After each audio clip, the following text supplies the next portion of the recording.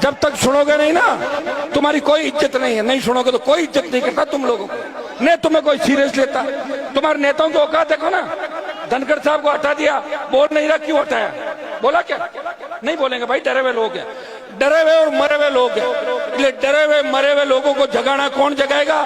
ये नौजवान जगाएंगे। लेकिन आप क्या जगाओगे? आप तो खुद आधे ज्यादा नशे में पड़े रहते हो। कोई स्मैक खाता है, कोई एमडी खाता है, कोई थोड़ा दूसरा काम करता है, तेज गाड़ियां चला के एक दूसरे पर चढ़ा देते हो। समझदार बनो, कोई नहीं पूछ रहा तुम्हें लेके सरकार सीरियस नहीं। सिर्फ मैं लड़ रहा हूं इसलिए तुम्हारी पूछ है।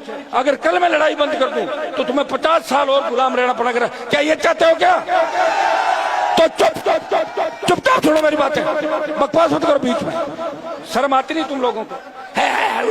क्या वजह है? कोई नारों से कोई सरकार बदली है क्या? वोट डालना सीखो, इंतजार करना सीखो और अपने नेताओं का सम्मान करना सीखो। जिस तरह घूम रहे हो, धक्के मार रहे हो, क्या कभी नेता नहीं देखा क्या? ये हेलीकॉप्टर नहीं देखा तुमने? नहीं देखा ना? हाँ तो बोलो देखा है।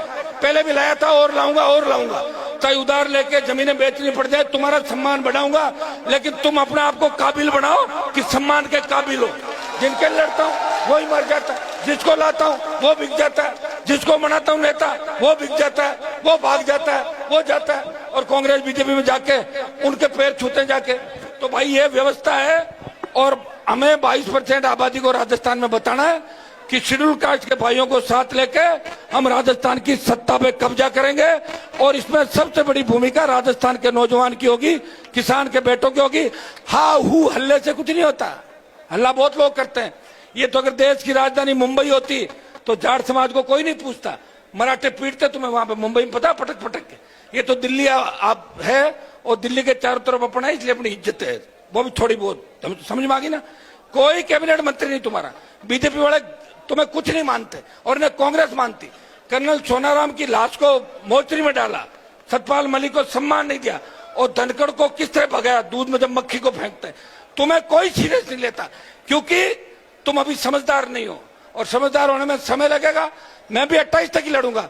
28 के बाद अगर तुमने सफलता नहीं दी तो मैं भी दूसरे रंग में रहूंगा।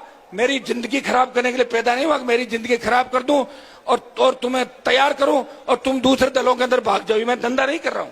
आज तेजाजी महाराज का सुरचुरा का कार्यक्रम है, यहाँ बलिदान था, इसलिए मैं आपके बीच आया।